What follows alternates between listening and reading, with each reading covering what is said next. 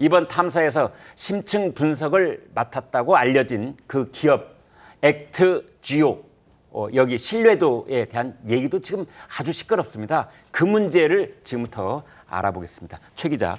네, 이 민주당 특히나 야권에서 이제 제기하는 의혹 가운데 하나가 이 액트지오라는 회사가 뭐 규모도 작고 그 홈페이지에 나오는 주소로 들어가 봤더니 그냥 일반 미국의 가정집이더라 뭐 이런 의혹 제기까지도 하고 있거든요. 네. 그래서 직접 이 액트지오 이 사장이 이제 방안을 해서 설명을 하겠다 지금 이런 자리로 오늘 온다고 그러더라고요. 예, 오늘 방안을 해서 직접 이제 이 신뢰도에 대한 문제를 대해서 깨겠다 이렇게 얘기를 하는데요. 네. 외형적으로 열악해 보인다 이런 지적 과는 별개로 이 액트지오는 엑슨모빌이라고 하는 석유 개발 기업 출신의 전문가들이 좀 모여 있는 걸로 알려지고 있습니다. 네. 그리고 지난 2016년부터 가이아나와 또 볼리비아 등 주요 유전 탐사 프로젝트를 수행했다. 이런 점들도 설명하고 있는데요.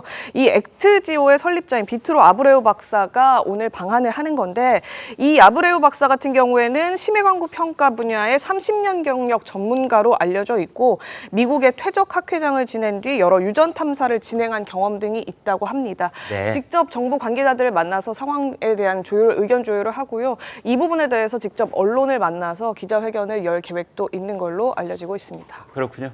아무튼 액트지오의 설립자이자 지금은 이제 고문으로 되어 있는 비트로 아브레오 이 사람이 이제 한국에 와서 기자들을 만난답니다. 그래서 어떤 내용이 나올지 이제 이런데 지금 이제 설명을 주신 것은 주로 우리 정부 쪽 그 중에서도 한국가스공사라는 공공기관에서 이제 기자들한테 제공하고 있는 자료에 의한 설명을 저희가 지금 말씀을 드리고 있는 중인데요. 그렇지 않고 저희가 요즘은 말이죠. 이렇게 검색을 해보면은 이 액트지오라는 기업에 대해서 소상하게 알 수 있는 미국의 사이트가 부지기수입니다. 그리고 이 비트로 아브레오가 자기 스스로 인스타그램에 올린 것 많고 또 여러 가지 SNS 활동상에 남긴 족적이 많이 있습니다.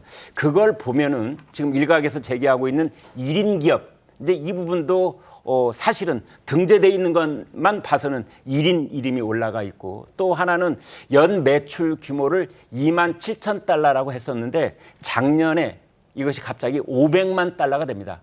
그런데 이 사람이 남긴 SNS 기록을 보면은 이건 말고 그러니까 우리 동해안에 있는 석유 탐사 말고 다른 무슨 활동이 있다는 근거가 별로 나와 있는 게 없습니다. 그렇다면은 연 매출 2만 수천 달러였던 기업이 500만 달러가 넘는 매출을 올린 것은 한국 정부와의 그 계약에 힘입은 것 아니냐. 뭐 이런 얘기도 지금 제기가 되고 있습니다. 그런데 그 당사자가 지금 오늘 이제 한국에 옵니다. 그 내용 지금부터 좀 알아보겠습니다. 김 대변인께요. 자, 이분이 와서 기자들을 만나면 어떤 얘기를 할까요?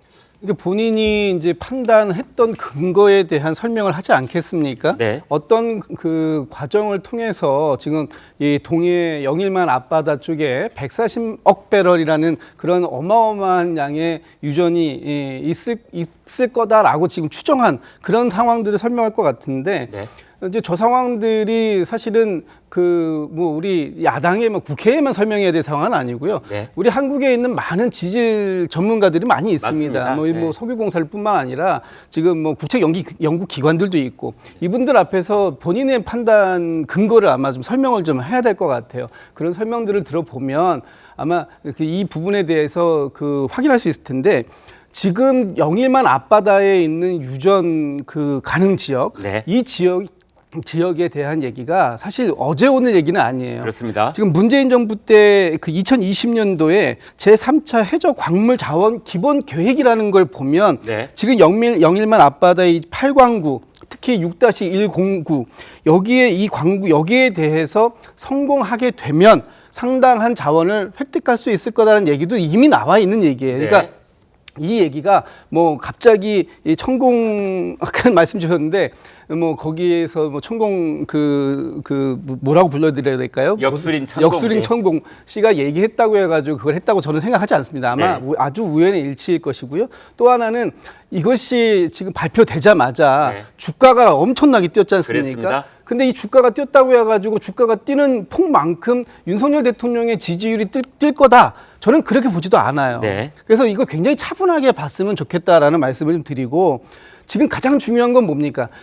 이 동해 앞바다에 석유나 가스가 매장되어 있는 건 사실일 거예요. 네. 왜냐하면 이미 2004년부터 21년까지 가스 개발을 우리가 상업화한 적도 있지 않습니까? 네. 그런데 지금 여기에 있는 140억 배럴 이 많은 양이 과연 묻혀 있는지에 대한 정확한 추정 매장을 산정하는 것도 중요하고 이걸 개발할 때 개발하는 그 경제성 이것이 과연 생산성을 가지고 있을 것이냐 타당성을 가지고 있을 것이냐 하는 부분들에 대해서 이제 초점을 맞춰야 된다. 그래서 그런 과정으로 넘어가는데 보통 일반적인 경우라면 대통령이 발표를 하게 된다면 어느 시점에 했을 것이냐 시추를 해서 성공했고 거기에 상당한 양의 매장량이 확인이 되고 경제성까지 확인됐을 때 대통령이 발표했으면 아마 이런 논란은 없었을 거다.